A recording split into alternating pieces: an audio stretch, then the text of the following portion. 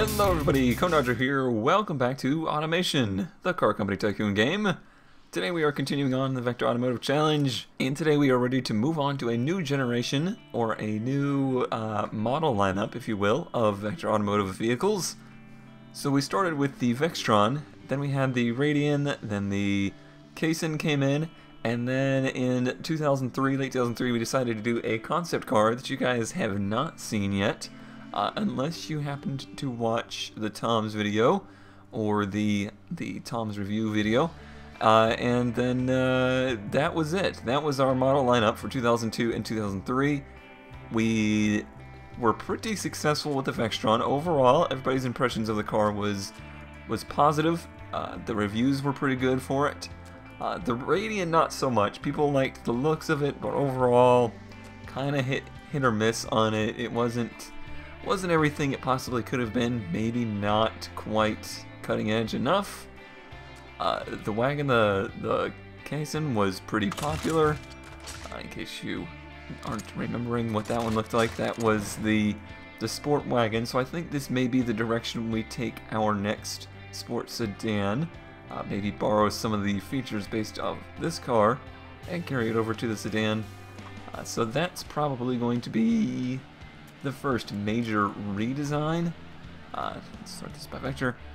So the Vextron obviously is our company's kind of staple. It's the car that made our name known. It's the car that introduced the company, stuff like that. And I really wanted to have it be something that made the brand's name have meaning to people. But I felt as though our company needed something more like a Halo car. So I went in and designed this concept exotic car that is actually not a full-blown supercar. It is more similar to, say, a high-performance MR2, maybe something of like a Boxster or Cayman style performance, but with a extremely high dollar, high performance kind of style and looks to it. You can see it does have 410 horsepower. It's just regular rear wheel drive. It uses the small mid-engine chassis, so it is very compact. It weighs just 1,100 kilograms. It does get 27.5 miles per gallon, which is really good and not what you would have in mind when you see a car like this. But keep in mind, this is very small. This is a very small car, and that required a very small engine.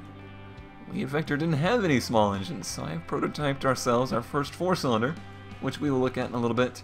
This is a extremely high-tuned version, and not something you will see in any of our production vehicles. But it was just something fun to do for this car. So way back, we were deciding if we were going to build our first Vector Automotive home-built engine as a 4-cylinder or a V8. It was a very close competition, but the V8 did end up winning that. But I mentioned, you 4-cylinder fans, don't be too discouraged, because it's definitely part of the future of the company. And this is the basis of what we will have in the future. So it's an inline-4, aluminum blocked. It is about 2.6 liters. It's dual-outright cam, 4-valve cylinder, aluminum head. It's got VVL. This one happens to have an extremely expensive, strong bottom end. And overall, this particular engine is extremely high-tuned. It's got a turbocharger with custom all the way through, only running about 12 pounds of boost, but using it all in very effective ways. It has a very peaky, kind of not streetable power band. This was purely for an exercise of a concept vehicle. It does, however, let us know that now that the years are kind of ticking away, the technology is getting there, that maybe we could get enough performance out of a 4-cylinder to keep our sporty brand image alive, and maybe work on that economy figure a little bit.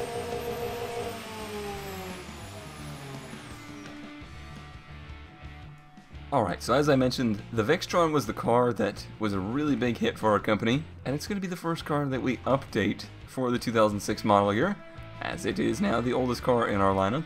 But after 4 years, we don't really want to reinvent the wheel with this car, not necessarily with its body or its chassis. Those were really big hits, and we don't want to upset any fans of the car that might be looking to upgrade to a new model with any kind of radical new designs. What I think we want to do with this car is just gently kind of massage it along into its new shape. It obviously already had that mid-year refresh where it went from pop-ups to regular projector headlights. So I'm going to try and design a car that looks pretty similar to that, and maybe just try and sharpen its edges up just a little bit, and possibly make it look a little bit more aerodynamic and give it that little bit more of a late 2000s modern look. Okay, so here we have the chassis of the Vextron, now the Vextron 2.0. This is virtually the same, other than the fact we are using double wishbone up front, which is for the sake of the improved sportiness and drivability and comfort. At the cost of a little bit of money, you know, it's going to cost more to build this car, and at the load capacity going down. Those I don't really care about. I'm okay with this car costing a little bit more than it did before. I do want to stay in the same ballpark, but I think we're doing some things in the future that will help us stay around the same kind of cost. So here's what I came up with as far as the looks. The front is maybe a little bit more aggressive, but it's also more streamlined. It looks more aerodynamic, and it looks more modern. I would say it fits in pretty well with the 2006 era. And in the back we have a little bit more streamlined back here as well. I'm not 100% sold on the taillights, I'll be honest. And I do miss the wing, but it's really hard to get the wings to fit on this round body. So it's the best I could do. It also, once again, has a dual overhead cam badge. Maybe we'll make that actually mean something this time. Oh man, whoops. Alright, so let's keep going on here. We need to build an engine, and I don't have any. I have 0 engines to choose from. I just actually had to delete everything because it was all messed up and it wouldn't let me make any new engines. Something to do with me and Tom transferring files back and forth. I somehow corrupted all of mine. I can still load all the old cars, so I can still go back and compare those. I just have to use it in a separate folder. We do what we can over here. The game is a work in progress, so we just have to keep evolving. So, we built that bilinear concept car, and we built it with an inline 4. I think that is going to be a large part of the future of this company. I remember back when we were deciding on our first engine, it was kind of really close between what people wanted me to build. It was inline 4 or V8, and the inline 4 ended up losing in the end, and I think that V8 served us quite well. We're not going to walk away from the V8, we're going to enhance it and let it take us further, but I feel like we need something not only for our entry-level base-tron vehicles, we need something for smaller bodies as well, but I want to make it something that we can use in everything. So that means making it fairly small, but still having a lot of built-in adjustment in it so I can use it in many cross-platforms. So we are going to go for an aluminum block. We're not going to go and spend tons of money on this aluminum silicone, because it's just not worth it. Look at the weight difference there, and then look at the material cost. It's pretty significant. But we can, let's get this thing up to the other one we've just built for the concept car, or I just built. You guys never actually got to see that due to, once again, some file save issues. That one was about 2.5 liters, and that was its maximum capacity. This one I'm going to make its maximum capacity much larger. So let's make it maybe, yeah, 2.7-ish liters. Something like that. It will be dual overhead cam, like I said. It will have 4 valves per cylinder. It will have an aluminum head, and it will have available VVL. So that is the pretty much, you know, these are the set things. These are what this engine will have in basically everything, just in smaller trims, or what do they call it? Families? No, variants. That's the word. Variants. Alright, down at the bottom end, max torque average, that should be fine. Max torque, I can't speak today. Very low max torque is probably okay for a non-turbo application. But if we do decide to turbo it, it's probably going to need more than that. And then when you go up to I-beam steel, you see you can do max RPM of high and a max torque of average. If you do forged H-beam, you can do an average max RPM and a high torque. This is probably your V8 kind of big displacement selection. This is our high revving 4-cylinder kind of selection. That's what I want.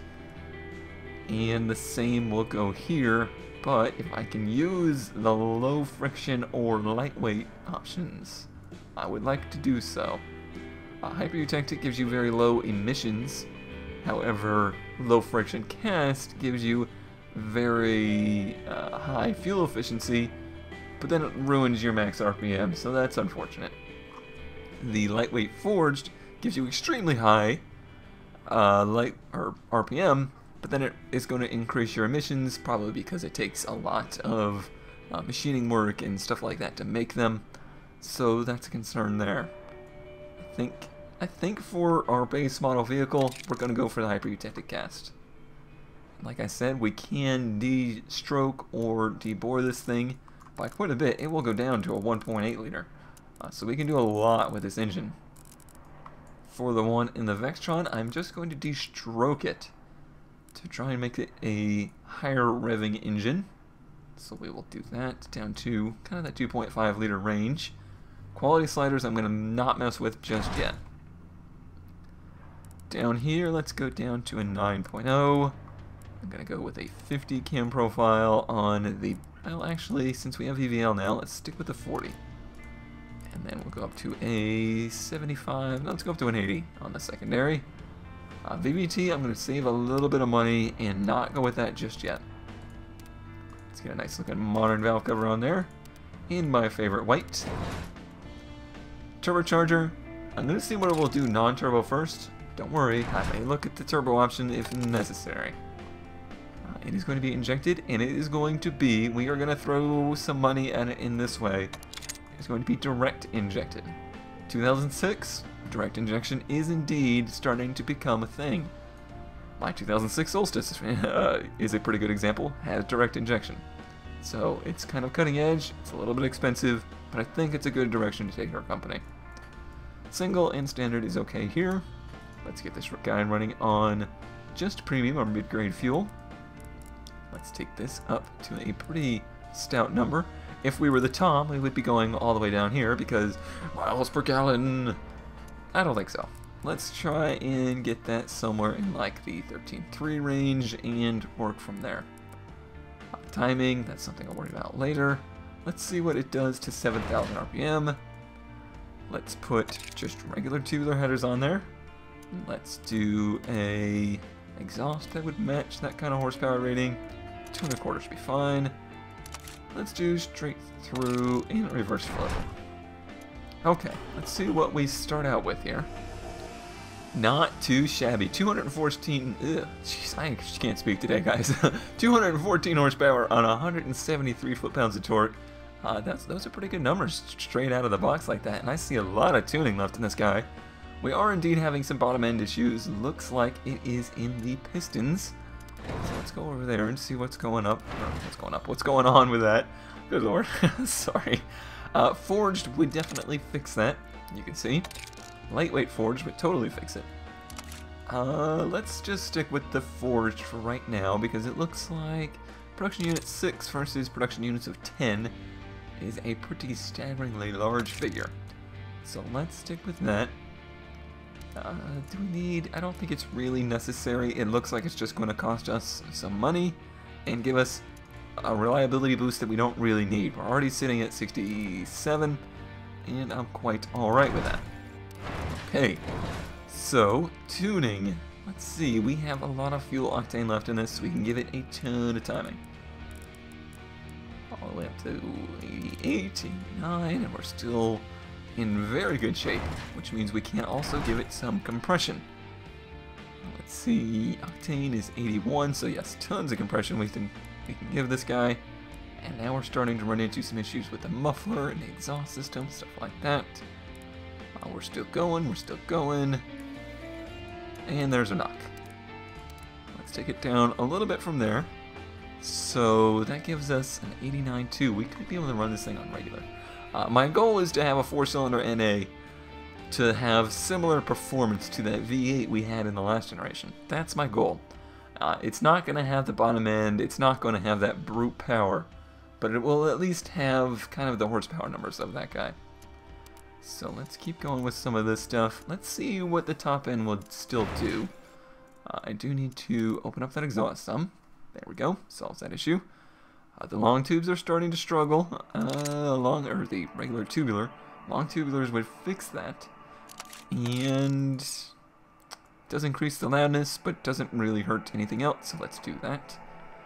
253 horsepower. We're already above the mark of the V8, but I don't like that the power band is capping right at the rev limiter.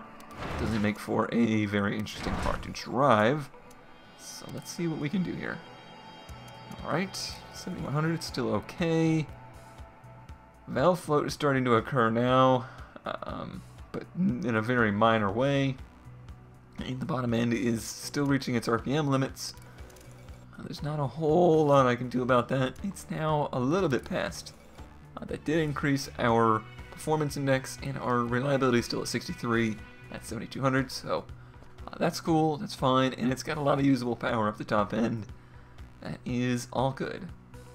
So, 254 horsepower at 7200 RPM. Pretty dramatically different engine than our V8 from before, but still cool in its own way. Let's run this guy. Just curious what it sounds like.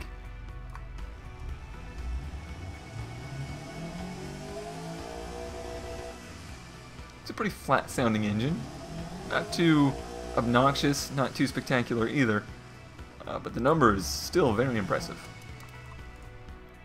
So, alright, so that is 250 horsepower out of a pretty large 4-cylinder. I'm not gonna lie there, at 2.5 liters. That's pretty large, and we'll have a weight penalty to go with that. So let's go over there and see. Yeah, that's what I wanted. Weight is 343 pounds. Like, that is kind of heavy for a 4-cylinder. However, with that aluminum block aluminum head, it is not obnoxiously heavy, and I'm sure if we go back and look at the V8, it weighs significantly more than that. So, overall, I think we've got ourselves a pretty awesome engine for the baseline of the Vextron. Okay, since we are not going to go turbocharged, let's get every little bit of, yeah, there we go, compression out of it we can. So now we're at 255 horsepower, and that helps our performance index, that helps our reliability. Oh, it didn't help our reliability, it didn't hurt it, but it helps our economy, and it reduces its emissions, so that's all good news. It did indeed help the responsiveness as well, but in very minor ways, so we're all good there. Okay, I think this is good. This is going to be the EC2 engine series, and this is the high-revving, naturally aspirated version. But there's so much we can do with this engine. There's tons of possibilities. We can destroke it, make it fit in other vehicles. We could turbocharge it. We could turbocharge the destroked version. We could throw independent throttle bodies on there and make a super high-revving, high-horsepower NA. There's a ton we can do with it, so this is going to be a very useful engine for us. But let's continue on to the trim. And now we can see that in 2006 we have a new gearbox option, a sequential, but we're going to stick with the manual for this Vextron model. But all our cars will now feature 6-speed manuals from the base factory model, and that is good for economy and good for sportiness. Not too worried about this just yet. Let's put it somewhere in that range, and I'll work this out as we go. Viscous LSD is good. We're going to do, this is the base model, so we're going to do some medium compound roads, just in the factory. One thing that we kind of took some heat for with our first year's cars was the tire size. So this time around, we are going to be running larger tires, front and rear. So there we go, even on the base model car we will have 235 17s on there. I think the 17s are a good fit for this body that is now starting to get a little bit dated, but still works. We will be taking a safety penalty for having this body in this late of an era, and we'll do some things to work around that. We'll do alloy wheels, and can we throw some offset in there? Sure can. Yeah, we'll throw a 10 offset in the back to kind of give it just a little bit of stagger. Not too bad. I like it. Okay, moving along, vented discs. I think 2 pistons are probably even more than enough for this car. Let's see, and a 300 is probably good. Do the same for the rear, but 1 pistons, and maybe a 275. I will tune this later. And then semi-clad or fully clad, that is the question. You know what, fully clad I think is what we went with for the first generation, and I would feel bad to skimp out on that for the second. We need much less cooling airflow for this smaller 4-cylinder, so only 144, and then we can actually throw some brake airflow in it. It occurs to me that having these vents here, kind of the natural purpose for them would be for brake airflow, so that's a cool thing to have. But only a wee little bit. That should be fine. Alright, and we do have a front lip on there, so we'll see what we end up doing with that later on. Alright, continuing on. 4 seats, I think, is a good fit for this. You're not going to want 3 people in the back. And a standard interior, keeping this thing on the cheap. Power steering and ABS. We're still not going to have traction control, electronic stability, or launch control as a factory option. And standard safety, but I'm going to give it a quality bump. So we're going to spend some money there to try and increase our safety value. Alright, I think that's all good there. And then we'll do progressive springs and gas monotubes.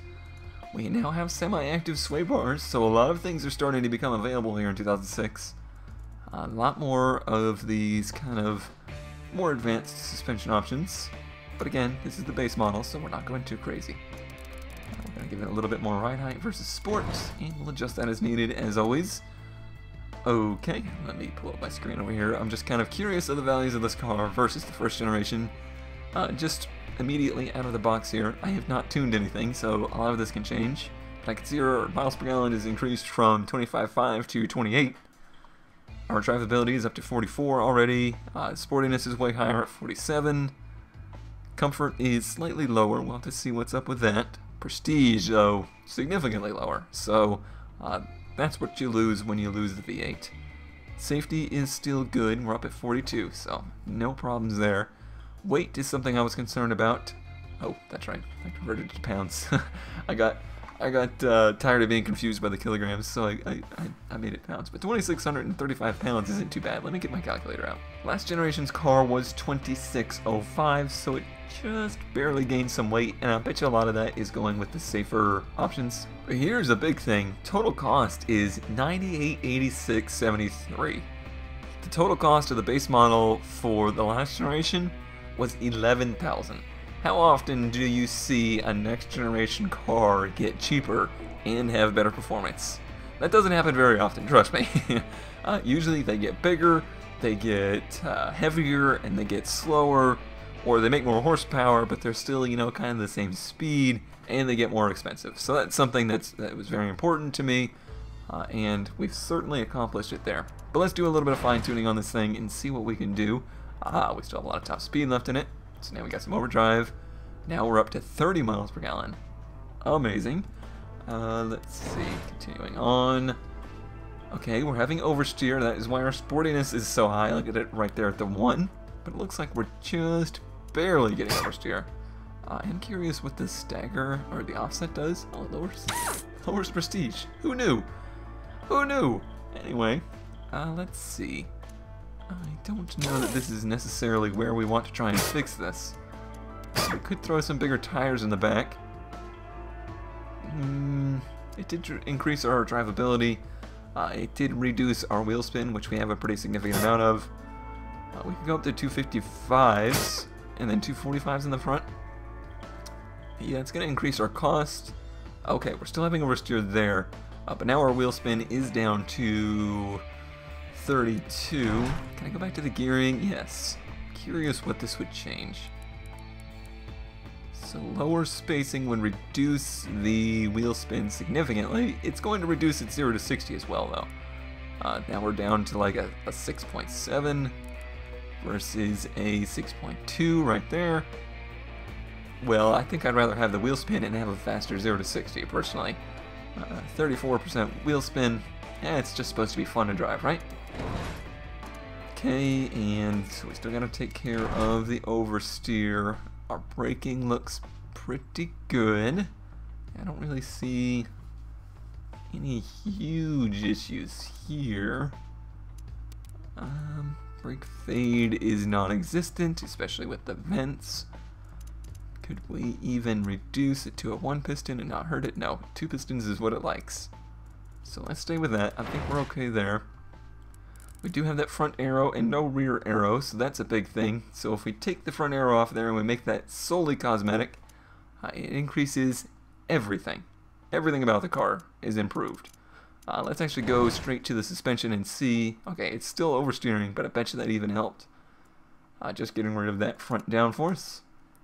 And let's see.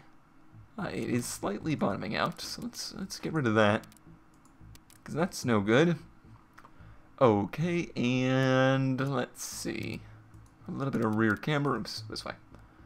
And fixed it. Just that. Fixed the dramatic oversteer, but it's got that nice kind of slight oversteer, just hinting at wanting to get the tail end out through the speed up until the point it understeers. Its drivability is quite low right here. That is interesting. I'm not quite sure why that is. I guess it's because it's just so close to the sportiness side of things that it kind of snaps to understeer. You know, it's not a gentle kind of, okay, and now we're understeering. It's kind of, oh, there goes your front end. That's the kind of car we've produced. But still, as long as it doesn't want to kill us and have massive oversteer, I think we're alright. Okay, cool. Let's take a final look through here in the stats and make sure we don't have any major issues. Our understeer oversteer is at a -12 as far as drivability goes, probably due to its sporty nature of having that slight oversteer the whole time and then snapping to understeer. But I do like that, and its drivability and sportiness are matched, which is always a cool thing for me. I love to see those two right next to each other. Looks like driver height, the headroom's a little bit reducing its drivability. The 6-speed gearbox will reduce its drivability. But overall, drivability is still up versus the previous model, so we're cool there. Sportiness, looks like our driver assists are affecting that minor amounts. Engine sound is down because of that 4-cylinder. The drag is very low due to having no wings. Ooh, let me check this real quick. Okay, we're still good there. Because we got rid of the wings, we got rid of some drag, so make sure we didn't need to adjust gearing. And comfort is still kind of low. Let's see why. The gearbox, passenger space, cabin noise, smoothness. So those are kind of inherent issues with the car. Prestige is low, and we know why. Drivetrain, panel material, engine, interior. It is a base model, so prestige isn't really that important to me. And to have safety increase is still good. Alright, well, I think that is going to do it for the Basetron. But I don't think it would be right to end this episode without creating the next generation V8 and the CDR version. Alrighty, so from now on, if you want the V8 in your Vextron, you're going to have to step it up to the CDR model, and you will get some minor details that will separate you from the regular version, including a larger front grille, and a little bit larger exhaust and grille back here. I do realize that the quad tips are a little bit much for that 4-cylinder in the base model, but that's the only style available with this particular fixture, so get over it. The V8 version will be able to have even more unique features in future builds of automation. They are making it so you can adjust fixtures, and you can even adjust the body with fixtures on it. That is going to be awesome. No more forgetting about your fenders and stuff like that and being stuck with stuff. So that's going to be a great feature in the future. I can't wait for it. But we need to build ourselves a new engine. So let's get to it. Let's see. Let's make sure we make a new family here. This is going to be the Gen 2 V8. And it will be, again, just a normal V8, no flat planes. But you remember the last time, it was pretty small displacement even at its max capacity. we're going to make this one have a much larger family capacity due to the fact we now have this awesome 4-cylinder lineup that will kind of take the place of the super small displacement V8s. So I'm going to give it a 9898 as a max, which will mean we can still make pretty small displacement V8s, but we can also make some larger super high performance or super torquey, you know, if we happen to need a truck engine or something like that, we still have the block here to do that. It will now be dual overhead cam, as we previously advertised but did not necessarily form with. It will be aluminum and aluminum. We'll carry over that VVL from the 4 cylinders, so we'll keep that on board. Cast iron should be fine. I think, let's see. Yeah, let's do the I-beams, or sorry, the forged. This is always a tough decision. It's going to be a pretty large displacement engine. We could make a lot of torque. So we'll see. We'll leave it at I-beam steel for now. I would still want this thing to be super high revving. I'm going to start with forged and see where we go. I'm going to de-stroke it down to kind of the 5.7 liter range. Let's see. Compression, it's going to be very high. 11 was a good starting point. And then we'll do that same similar split here. We're using a lot of the stuff we just learned from our 4-cylinder to build this new 8-cylinder. It's like we're just taking 2 of our 4 cylinders and slapping them together. And let's do our nice modern looking valve covers. In, of course, white. And NA for now. Carbureted, yeah. That shouldn't even be an option anymore. You hit 2006 and you're making carbureted engines, single carbureted like that. You need to stop. Injection and direct injection. Yep, we're putting the money into this guy as well. But it's just going to be a single intake in a standard intake for now. We're going to run this guy on regular fuel. We'll richen it up just a little bit. We'll leave their timing somewhat normal, so we have some tuning to do. And let's go for that 7,000 limit again. So you can see I'm building a very similar engine to the previous one we just did. Alright. That's all good. 510 should be okay. We'll do duals, and this has a max power of 293. Let's do that one. I think that should be good. We'll keep it pretty quiet for now. I may change that, because this is the CDR, and I expect you to be wanting a performance car if you're buying the CDR, so that might change. Let's see what its baseline run is. 256. Dead straight looking power curve there. Still, obviously, a lot of tuning. It was knocking. Oh yeah, because we don't have so much of that fuel octane to use. So that is an issue. To step up to premium, yeah, I think it would be silly not to. Alright. Max power's 360. Why is it saying it's so restricted? That doesn't make much sense. It's not max power. Oh yes, it is. It does make sense, because that made 479 horsepower. How did I miss that? Oh, because I fixed the octane. Okay. I'm only half crazy, people. I promise. Alright, so we're now already up to 523 horsepower. That happened in a hurry. But it's all coming very, very late. We're having bottom end issues due to RPM limits. That's kind of what I suspected. So this is the right choice. That is the right choice. Lightweight would get us more. How much more does it cost us? Production units is pretty high. Let's see. We are at... Yeah, I think I want to keep that because I want even more RPM. There we go. And now we're having a little bit of Conrod issues, but it's not too terrible. I think it's still, yeah, it's still up at 64, so I can go even higher. 62. There we go. Now we have a little bit of overrun, tons of performance index, and 530 horsepower. Wowzas. That's a lot. That's actually a lot more than I kind of had in mind. As I squeak my chair, I kind of already want to detune this. This car, I don't think... has enough tire under it to support that much horsepower, and I don't know that that's where the Vextron is. I don't know if we're necessarily wanting to go kill a Corvette right now, or try to. So if we reduce the capacity of this guy some, to say maybe 5 liters? Let's keep going down till we get somewhere. Yeah, 5 liters I think is a happier place to be. And we're still making 485 horsepower. That's more like the numbers I was thinking of. And let's see, our economy is still quite good. We're up at 23%. That brought our costs down. Yeah. I don't know why it's saying so much more right now. And the weight is so high. Yeah, what is going on with that? Why did a smaller engine cost so much? Let's test that real quick. Let's go back up to what it was. It was up at like 5.7. Weight is on here 610, and then we reduce it to 5. What is it then?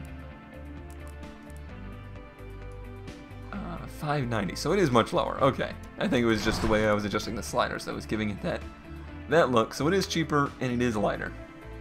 591 pounds. You can see the difference I was talking about versus a V8 versus a 4-cylinder in the weight department. It is, as you might expect, twice as heavy. But yeah, those are more the numbers I was kind of thinking of, and I think it's a better fit for this car. With the lightweight nature of the Vextron, it could still be potentially a Corvette killer. We'll just have to see. So, okay, we can probably reduce some exhaust. Nope, we're still pretty good there. 510 horsepower is the max with tubular, so we're all good there. Let's go straight through mufflers though, because this is the CDR, and I think I want it to be a little louder. What is that loudness? 181 versus... no, sorry, it's 45. Yeah, 181 would be extremely loud. 45 versus 36. Okay. Alright. I didn't actually listen to this thing, so let's do that.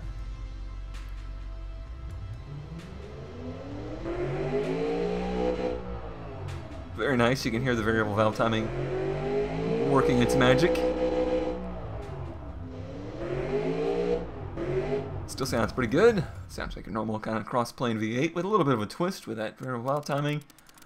Okay, so now let's go to the trim. I guess I lost my family name there. Whoops. Where did you go, family name? Where did you go, engine? Okay, there we go. Let's do the Gen 2 V8 DFI. And this will be the 5-liter NA. My naming is just all over the place, isn't it? Okay, why does that seem... I'm gonna ignore this and hope that it's wrong. Okay, good, it did save it. I was slightly worried for a second there. Now let's go to the trim. Go to the trim, please. Come on, game. I think I've confused it. Okay, here we go. Manual, single, 6-speed, that all sounds good. We're probably going to need more top speed now. Oh, wow, a lot more. Does that say estimated top speed of 223? I think it does. That's the number I was worried about. 60% wheel spin. Sequential won't help there. It'll just help with the drivability, helps with prestige and comfort, so no need to go for that just yet. Let's go for a geared LSD. That brings us down to 56. Electric LSD brings us down to 50.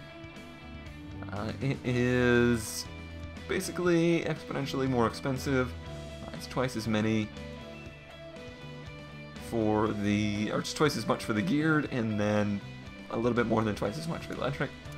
Let's stick with the geared for now and see if we can maybe help this out with some sport compounds. Okay, we're down to 52. We can go up to 275s in the rear of this car, but it's still having issues hooking up. And 245 is the most we can do in the front. We may need that much stagger on this thing though, so I'm going to leave that for now.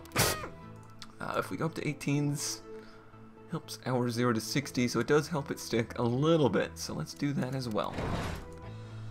let's give this car a little bit more brakes now that it's got a lot more speed to it.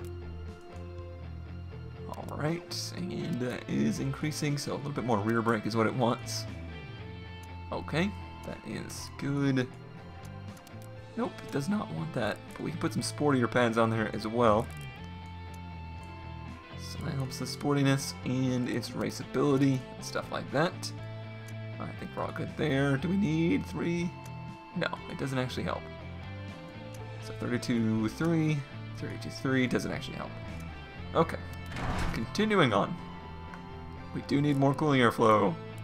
Lots more, in fact. There we go. Alright, so that reduced our top speed down to 195. 195 is still freaking flying, though. And I think what I'm going to do, let's see what the downforce under tray would do for us.